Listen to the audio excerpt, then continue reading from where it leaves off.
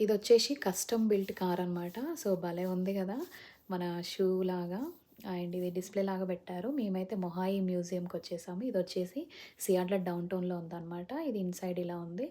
And మొత్తం వచ్చేసి 3 floors అనమాట. ఈచ్ ఫ్లోర్‌కి ఇలా డిస్‌ప్లే లాగా పెట్టారు. ఇదొచ్చేసి వ్యాక్సిన్స్ అంటే ఎలా స్టోర్ చేశారు స్టార్టింగ్ నుంచి అదంతా మనకి ఇలా డిస్‌ప్లే లాగా పెట్టారనమాట.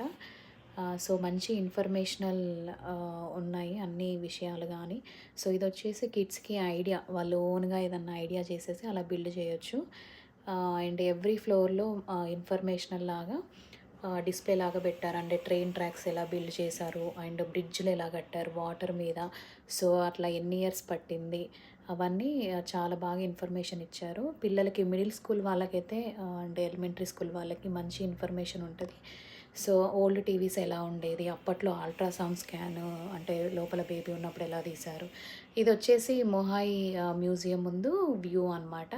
సో, చాలా బావుండింది. లేక్ లాగా ఉండింది. అండ్ లోపటనే ఇలా కిడ్స్ జోన్ గూడా ఉందనమాట. పిల్లలు ఈ ఏజ్ పిల్లలు వాళ్ళకి అంత ఇంట్రెస్ట్ లేకపోతే ఇక్కడికొచ్చి ఆడుకోవచ్చు. ఇదండి ఇలా ఎంజాయ్ చేశాము మొహాయి మ్యూజియంలో